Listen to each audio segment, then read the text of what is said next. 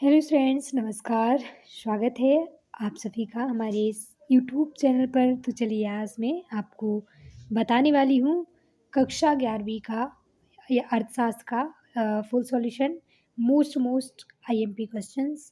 कुछ IMP question हैं जो आपको इन क्वेश्चन को हमारे साथ ज़रूर लगाना होगा। एक एक क्वेश्चन का हम फुल सॉल्यूशन लेकर के आए हैं। हम इसके स्टार्टिंग से एक से पूरा फुल क्वेश्चन पेपर है सॉल्व करवाएंगे। आपको कहाँ कहाँ कौन कौन से क्वेश्चन महत्वपूर्ण है एग्ज़ाम के पॉइंट ऑफ व्यू से, वो भी हम आपको बताने वाले हैं। ठीक है, यदि आपने हम ये 4 सेट लेकर के आए थे, यदि आपने ये चारों सेट लगा लिए हमारे साथ, तो एक भी क्वेश्चन एग्ज़ाम से इसमें से बाहर नहीं पूछा जाएगा, ना ही इसमें से बाहर आने वाला है। तो चलिए पेपर को लगाना स्टार्ट करते हैं। पहला आप यहाँ देख सकते हैं, सही विकल्प चुनकर लिखना है। 6 नंबर के रहेंगे। प्रत्येक क्वेश्चन आपके लिए 1 नंबर का है। पहला आपके सामने है, वर्गीकृत आंकड़ों की सांख्यिकीय परिकल्पना आधारित है किस पर? तो आप यहाँ देख सकते हैं इसका करेक्ट और सही आंसर डी है। आप यहाँ देख सकते हैं इसका करेक्ट आंसर है डी, वर्ग के मध्य बिंदु पर। सेकंड है, दंडारेख है, तो दंडारेख एक बिमी रेख आरेख है। ठीक है, से आप थर्ड क्वेश्चन है, किसी भी वितरण में 4 का वह मूल्य जिसकी आवृत्ति सबसे अधिक हो बहुलक कहलाती है। किसने ये स्टेटमेंट दिया था?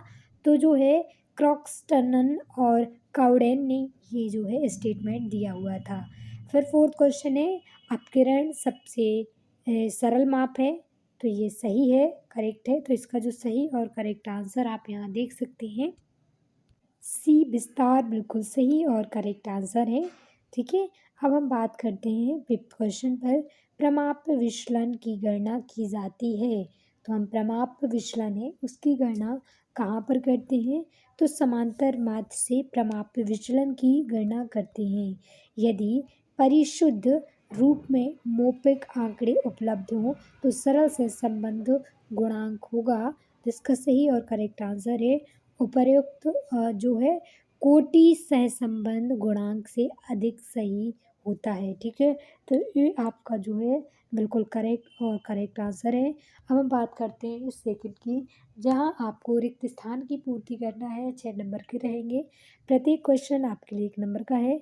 तो फटाफट हम इनको करते हैं। खालिस्तान खालिस्तान में निवेश मानव पूंजी का प्रमुख स्रोत है। तो आपका जो है शिक्षा में निवेश या फिर स्वास्थ्य में निवेश मानव पूंजी का प्रमुख स्रोत माना जाता है। नाबार्ड की स्थापना खालिस्तान वर्ष में हुई थी। तो नाबार्ड की स्थापना 12 जुलाई 1982 को हमने नाबार्ड की स्थापना की थी। नाबार्ड की को स्टैब्लिश किया था। फिर थर्ड क्वेश्चन है, चीन में खालिस्तान वर्ष में ग्रेट लीप फॉरवर्ड अभियान शुरू हुआ था। तो चीन में 1958 को जो है ग्रेट फॉरवर्ड नामक एक प्रोग्राम स्टार्ट हुआ था। फोर्थ क्वेश्चन है, किसी कारखाने में दूसरों के लिए कार्य करने वाला खालिस्तान कहलाता है।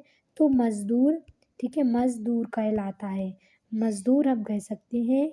और खालिस्तान में माप है जो श्रृंखला को 4 बराबर भागों में विभाजित करती है। तो इसका उत्तर कमेंट करके आपको बताना है। अंतिम क्वेश्चन का आंसर हम आपको बता दे रहे हैं।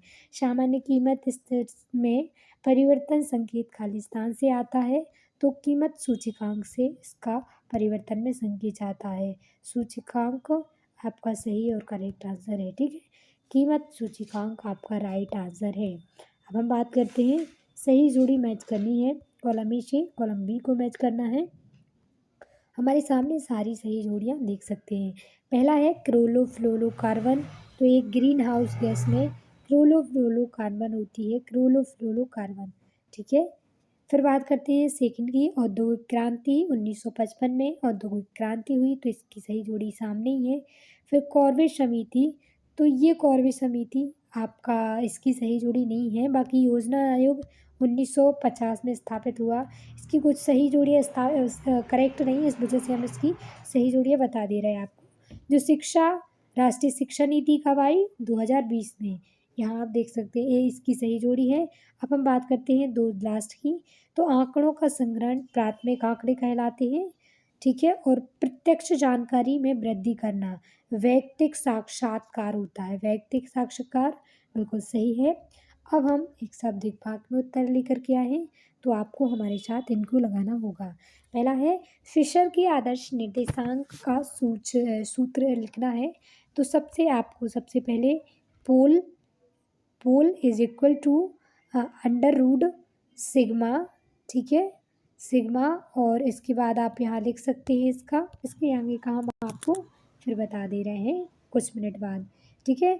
अब हम बात करते हैं सेकंड। तो कृषि क्रियाएं किस क्षेत्र से संबंधित है? तो ये कृषि क्रियाएं प्राथमिक क्षेत्र से संबंधित होती हैं। प्राथमिक क्षेत्र आपका सही और करेक्ट आंसर है, ठीक है। अब मनरेगा अधिनियम कब लागू हुआ था? तो जो है मनरेगा अधिनियम 2006 में 2 फरवरी 2006 को मनरेगा हित लागू किया गया, ठीक है। काटो जलाओ का संबंध किससे है? तो ये झूम कृषि से है। झूम कृषि या फिर स्थानांतरण कृषि भी हम बोल सकते हैं इसको। आर्थिक समृद्धि का संबंध किससे है? तो ये आपको कमेंट करके बताना है। रेमिज़े किस देश की मुद्रा है? तो ये जो है चाइना की मुद्रा है, ठीक है। अब हम आपको सत्य की ओर लेके चलते हैं। एक शब्द एक भाग में उत्तर देना है आपको, तो आप हमारे साथ फटाफट सत्य को भी सॉल्व करें, ठीक है। एक एक क्वेश्चन। माध्य जो है माध्यिका की बीजगणितीय विवेचना संभव नहीं है, तो ये आपका असत्य है। हम निर्देशांक पर पूर्ण विश्वास कर सकते हैं, तो ये भी असत्य है, नहीं कर सकते हैं। ब्रिटिश काल में कच्ची माल का आयात किया जाता था, तो ये जो है आपका असत्य है। आयात नहीं करते थे हम, बल्कि कच्चे माल का क्या करते थे? निर्यात। 1901 में जो है राष्ट्रीय नीति जो है लाइसेंस में ढील दी गई, बिल्कुल उदारीकरण हमारे एलपीजी मॉडल को अपनाया गया था नरसिम्हा राव की सरकार में 1991 में। तो एलपीजी उदारीकरण, निजीकरण और वैश्वीकरण, जिसमें जो है औद्योगिक लाइसेंस को ढील दी गई थी, बिल्कुल दी गई थी। व्यापार खुले बाजार की नीति अपनाई गई थी। मानव पूंजी में उत्पादन में वृद्धि होती है, तो बिल्कुल सही है, करेक्ट है। भारत में भौगोलिक दृष्टि से एशिया का सबसे बड़ा देश है। भारत भौगोलिक दृष्टि से एशिया का सबसे बड़ा देश है, तो ये आपका बिल्कुल सही है, करेक्ट है, ठीक है। इसके आगे के क्वेश्चन हम आपको नेक्स्ट वीडियो में इसके आंसर भी उपलब्ध कराएंगे। हमारी वीडियो पसंद आई हो तो वीडियो को लाइक, चैनल को सब्सक्राइब अवश्य कर लें। और किसी भी प्रकार का डाउट हो तो आप हमसे कमेंट करके कमेंट बॉक्स में पूछ सकते हैं। स्टूडेंट्स, हम आपको बता दें फुल सॉल्यूशन लेकर के आएंगे हम आपको नेक्स्ट वीडियो में। कुछ महत्वपूर्ण रहेंगे, पार्ट सेकंड रहेगा। महत्वपूर्ण क्वेश्चन तो आप वो लगाना ना भूलें। थैंक यू सो मच, धन्यवाद। आपके एग्जाम के लिए बेस्ट ऑफ लक।